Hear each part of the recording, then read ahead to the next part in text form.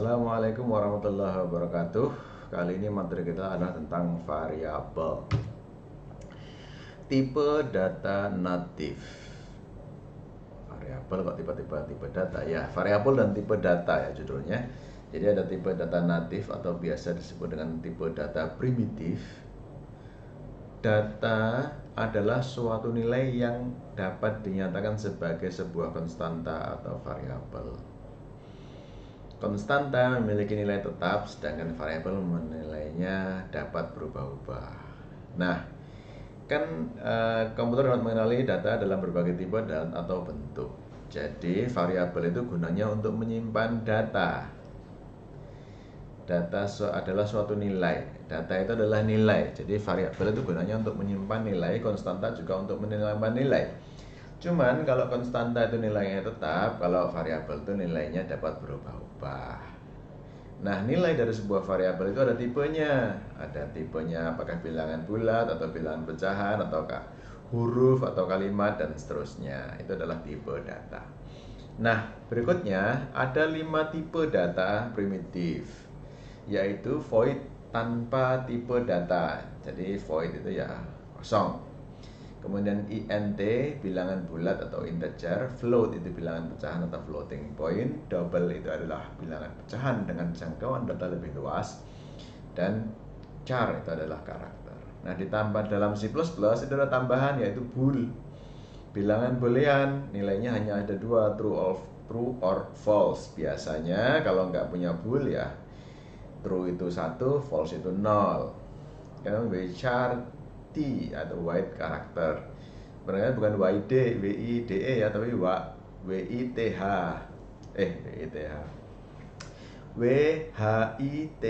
white karakter. Karakter yang putih atau tidak terlihat. Misalnya spasi itu adalah white karakter. Nah, kemudian jangkauan dan total alokasi memori unsigned karakter. Kalau tipenya itu unsigned karakter ada 8 bit, 0 sampai 255 jangkauannya. Jadi kalau menyimpan nilai 300 ya nggak bisa pakai unsigned karakter. Menyimpan nilai 1000 apalagi. Kalau karakter itu 8 bit juga, karena dia mulai dari minus, maka 255 dibagi separuh, dibagi 2, separuh minus, separuh plus. Kenapa plusnya hanya 127? Karena nolnya itu dianggap plus. Kemudian short in 16, jadi min 32 sampai 32. Kalau unsigned tidak ada minusnya, berarti sampai 64.000 yang unsigned integer. Kalau unsigned short integer, unsigned short integer. Jadi yang short integer ini nggak ada unsigned-nya, jadi tidak tertulis di situ. Kemudian ada integer 32, integer biasa ini 32 bit. Jadi mulai dari angka ini sampai angka ini. Kalau unsigned long itu dari angka ini sampai angka ini. Oke, itu seterusnya ya, bahwa itu ada bilangan float, itu adalah bilangan pecahan, double juga pecahan, cuman jangkauannya aja yang berbeda karena jumlah bit yang untuk menyimpannya juga berbeda. Ini ada 8, 16 dan seterusnya sampai 80 bit. 8 bit itu sama dengan 1 byte ya.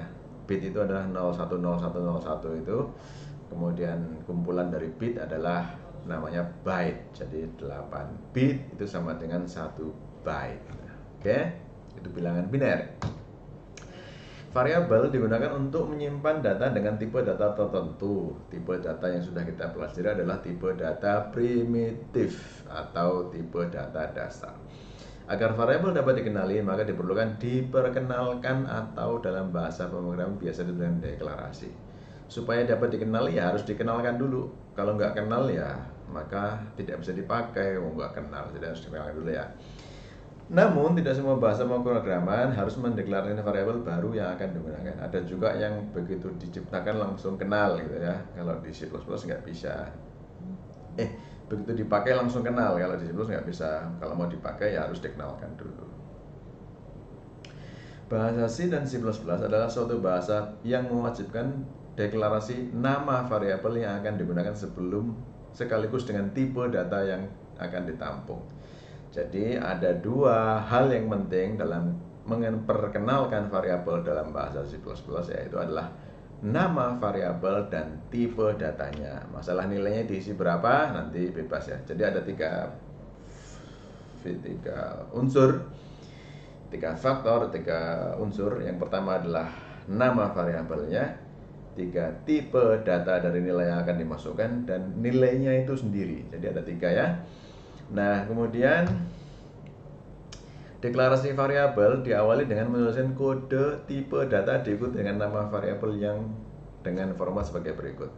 Jadi tipenya dulu, baru kemudian diikuti nama variabelnya. Nah, kalau tipenya sama, boleh langsung beberapa variabel dituliskan begini. Tipe, nama variabel 1, nama variabel 2 diselingi dengan tanda koma. Nah, aturan pemberian nama dari sebuah variabel itu harus diawali dengan huruf A sampai Z, boleh besar boleh kecil, atau karakter garis bawah underscore. Karakter selanjutnya dapat berupa huruf, digit, karakter garis bawah, atau tanda dolar. Kepanjangannya boleh melebihi 31 karakter, namun hanya 31 karakter pertama yang akan dianggap berarti. Jadi yang penting itu 31 karakter. Jarang sekali orang memberi nama variabel panjang-panjang. Kalau variabel itu namanya tergantung daripada manfaat dari data yang disimpan di dalamnya. Kalau manfaatnya datanya itu adalah data nilai, ya nama variabelnya nilai. Kalau datanya itu adalah datanya tinggi, ya namanya variabelnya namanya tinggi. Sesuaikan namanya, jangan untuk menyimpan nilai nama variabelnya adalah panjang misalnya. Atau untuk menyimpan data panjang nama variabelnya adalah berat. Wah, ini sangat membingungkan. Atau nama variabel nama Anda sendiri ya boleh saja, tapi kan itu untuk menyimpan apa? Kalau memang untuk menyimpan nama, ya nggak masalah. Nama variabel tidak boleh menggunakan kata-kata yang sudah digunakan oleh bahasa pemrograman seperti kode tipe data, int, float, dan lain-lain. Ini sebenarnya kata kunci ya.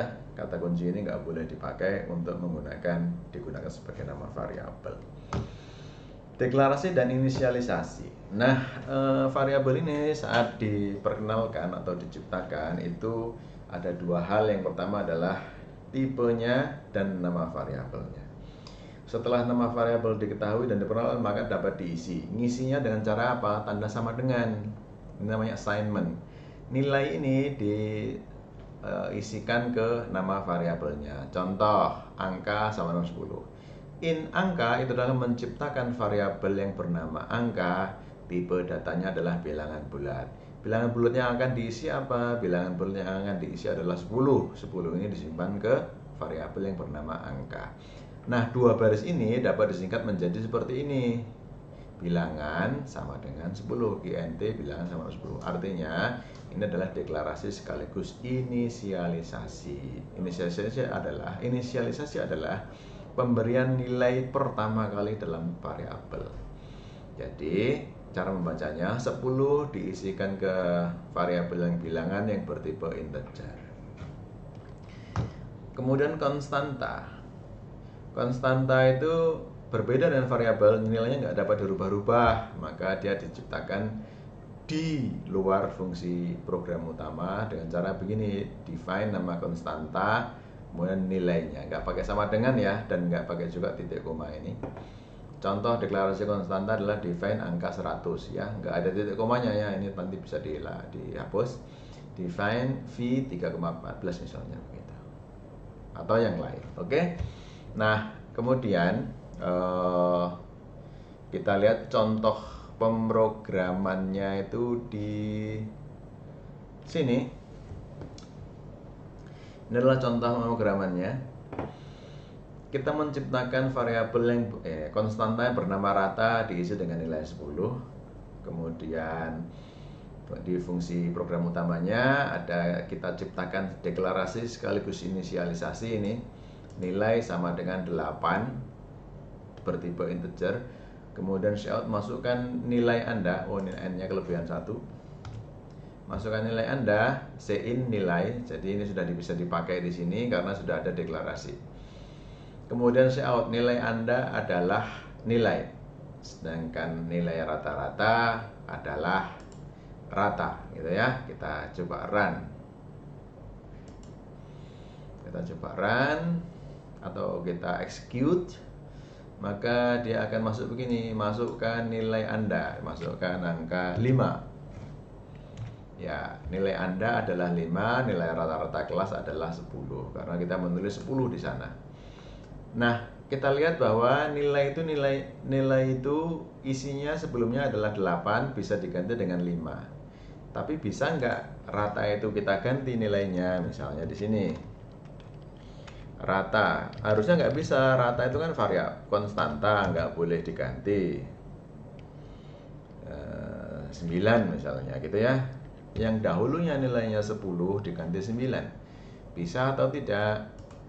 Nah, ternyata error, nggak bisa ya. Pesannya adalah